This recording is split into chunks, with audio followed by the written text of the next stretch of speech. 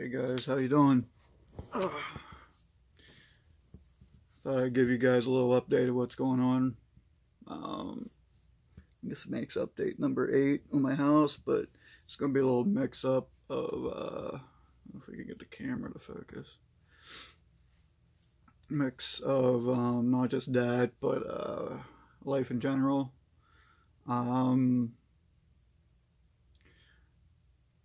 As you guys all know, my house, I stopped working in December, so I haven't had a paycheck since the beginning of December. I do work for the government. Disability's coming eventually. It's been so long, I don't even know. These shutdown really hurt things. I get chronic migraines. I've tried damn near every single thing that there is, and you can put as many things as you want in the comments if you want, but most likely I've tried it. So, I mean, I honestly don't know what to do. So I can't work. I'm waiting for disability. I have a really good friend who is letting me stay in his basement. It was actually a game room, but he never actually made it into a game room. There is a pool table down here, but there is a ton of boxes on top of the pool table. You know, that's usually what happens when people get pool tables, they become tables.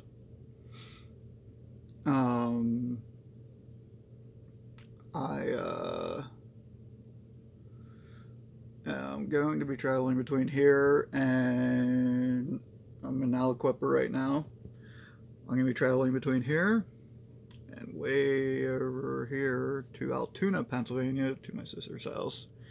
She has my dog right now. My lovely little Maynard. For, you know, the band Toll. Huge Toll fan.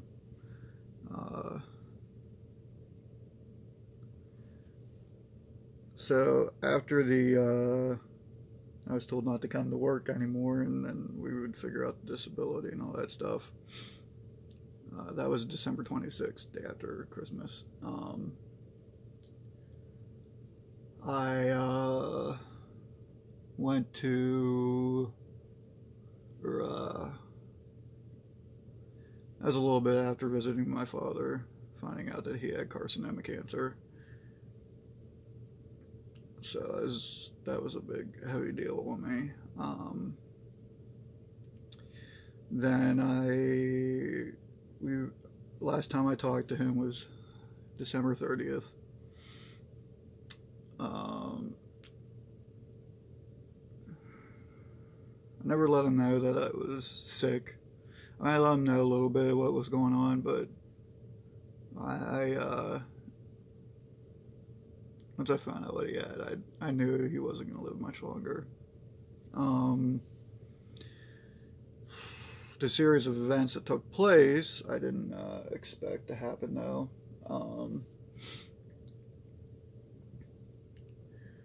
So on January 29th, I finally got a phone call from his ex-girlfriend down in Myrtle Beach, South Carolina, telling me that she got a text message 4 days before that. Thanks, bitch. Saying I'm dying. So his ex-wife had been with him up to 2 weeks prior to that. They had reconciled, and but she had to go home and take care of the dogs.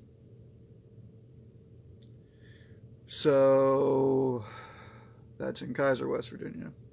So I called my sister, called her up, said, after I'd phoned the hospital, and they said he's not going to make it through the weekend.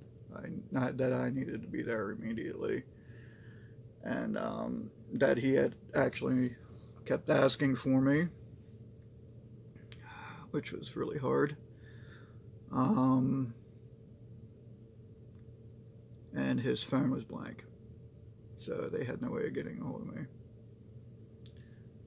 I told him to do a DNR on him because that's him and me had talked and that's what he wanted. And so we got everybody up, drove down, straight down, made it there. By the time his doctor, his actual doctor, started working in the morning,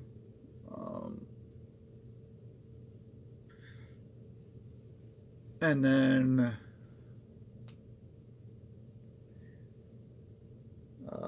we met up with the doctor. I made the decision to have all his stuff removed, all the stuff that was keeping him alive removed. I mean, he wasn't on air or anything, but he was being fed.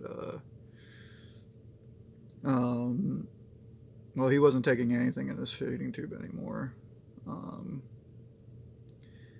and he had a blood infection. And so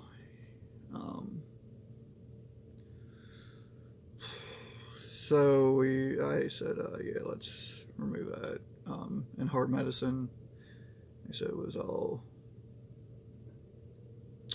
keeping him alive, and I really didn't expect him to last, much more than like an hour or so after that. So let's just do the morphine and let's let him go peacefully. Well, just like in life, the man is very stubborn. Would not die. So, I mean, I'm not complaining about that. Just, just a funny little anecdote. But once he got to the point of his heart rate really low, they had given us permission to hit the morphine button, and I hit the morphine button. I told everyone to get close and said, this is going to be it, guys. We're not, he needs to go. He needs to move on. So I hit the morphine button, and within 5 minutes he was gone. I held his hand, I got to tell him goodbye, and then, the hardest part of all that isn't actually doing all that. You kind of prepare yourself that. I don't know if it was because I had to talk to the nurses, and I had to talk to the supervisors, and I had to call around to the funeral homes all day, and I don't know if that prepared me for, what was going to happen. Or if I just knew it was going to happen from December, But it's what happened,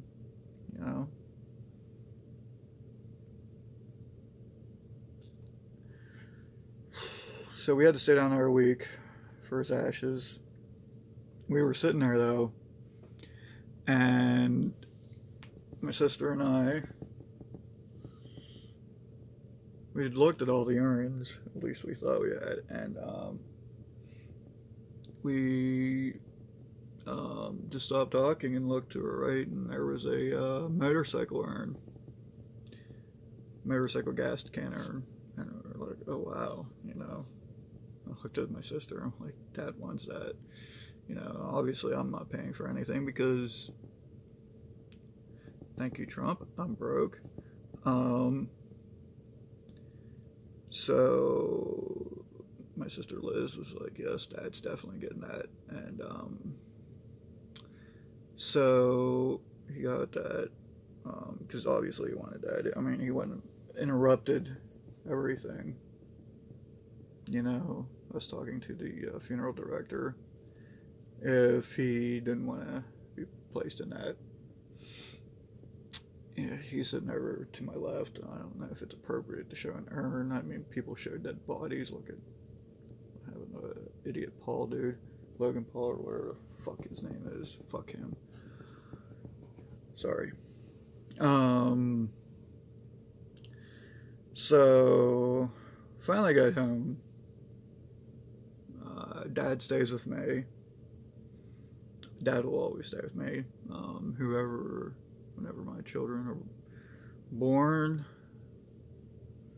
I know I'm getting a little old. I've got grays, but that's from the job I was working. It's all from Dad was gray early too, so I'm not trying to make you guys shake or anything. I'm sorry.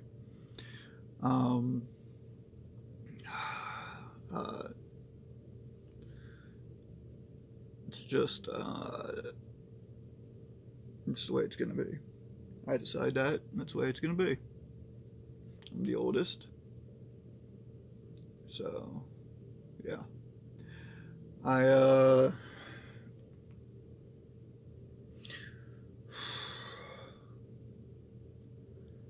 So, a week and 2 days after Dad passes, I hear a loud crash in the middle of the night.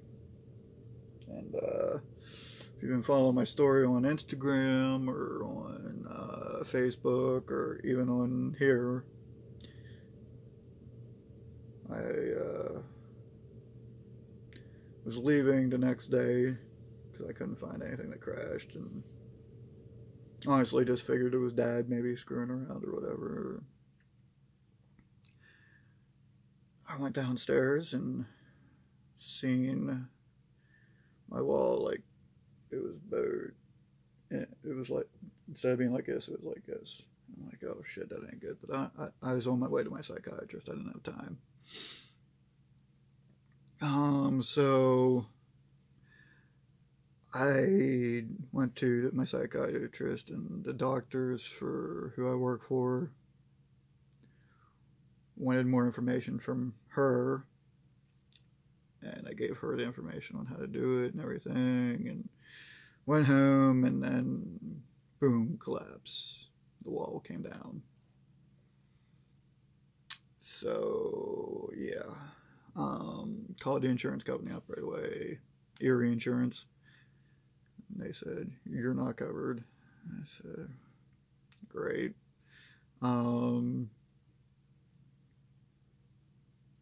Because it's a ground-like movement event, or it's a water-like event, flooding event, and I live on top of a mountain. How the hell are you gonna get a flood-like event? When they tell you, I remember even being in the insurance company, and they said, do you want, ground-like movement event insurance? I'm like, well, what's that, And they're like, oh, well, that's an earthquake. Never brought up landslide. The woman never brought up landslide. I'm like, no, who'd want that, Not where we live. I mean, I'm not in California or any earthquake-prone areas. Well, if she would have said landslide, maybe I would have thought about it and probably said yes. So,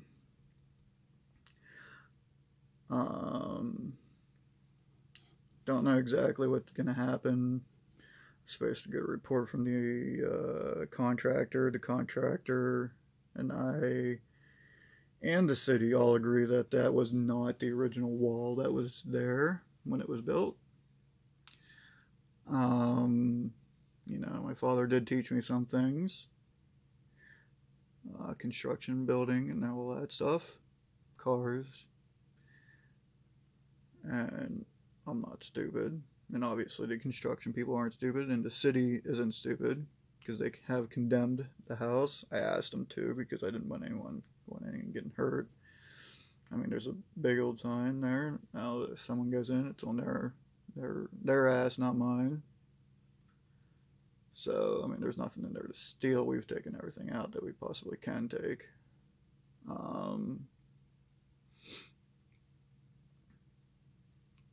So, yeah.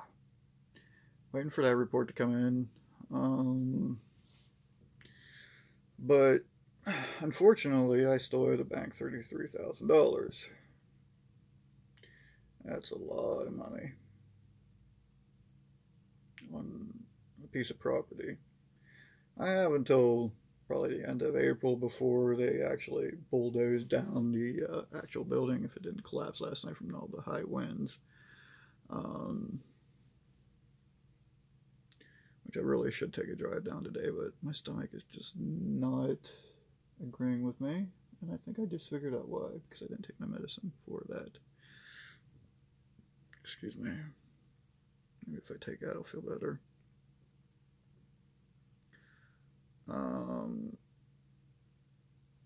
I never see myself as the kind of person to ask for money unless I was going to pay you back right away, you know? I was never prepared. I learned a lot these past couple weeks. From my dad passing away to this ridiculous insurance, bogus, idiotic scandal. To be actually prepared. When I get my feet underneath me again, I will be one of the ones to be prepared.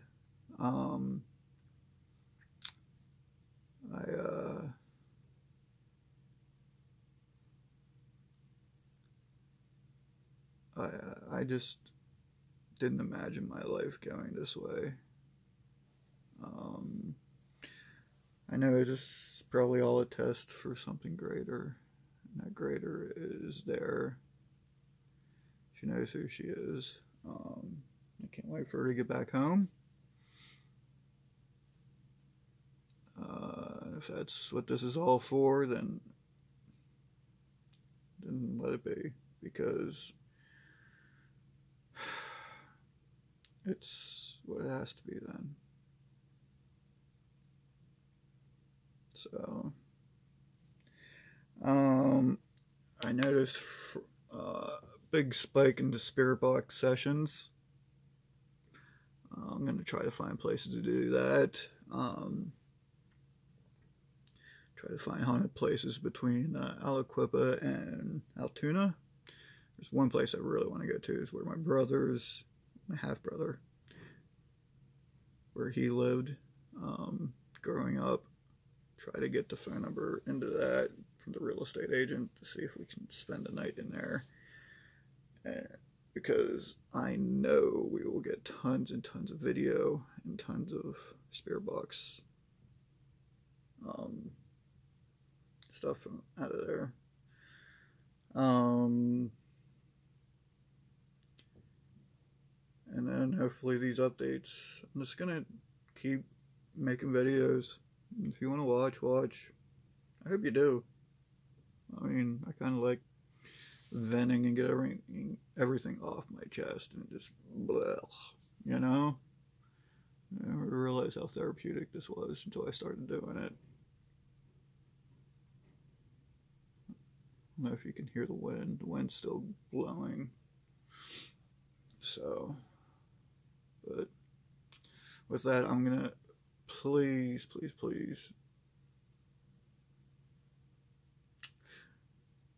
I've had a better year than I did last year, maybe. This ring here, it's a Linkin Park ring. I doubt it's going to focus on the Linkin Park symbol, but it's there. You can kind of see it. The reason I wear that is because last December that would be, not last December, 2017 December. I was debating suicide. And thank goodness for my doctor for recognizing it. I had it planned out for December 25th. I don't know if I actually would have did anything, but she saved me and brought me back and brought me out of depression. I started seeing a counselor. Thank you to her. So all this was obviously to help me get me to here, so I could meet the love of my life. So I could experience these events even though they're hard. I got my dad's motorcycle racing number, no matter which way you put it. It's still going to be 69. Tattooed on me. He was 3-time state Pennsylvania state champion. That's the reason for the motorcycle urn, gas tank urn. But with that, I'm going to leave you guys be. I doubt you guys are going to watch to the full 20-some minute video. But if you do and you stay this long, please go to the GoFundMe page. Please share, please like, please subscribe, please go to all my social platforms and join them to get updates. And I'll talk to you guys later.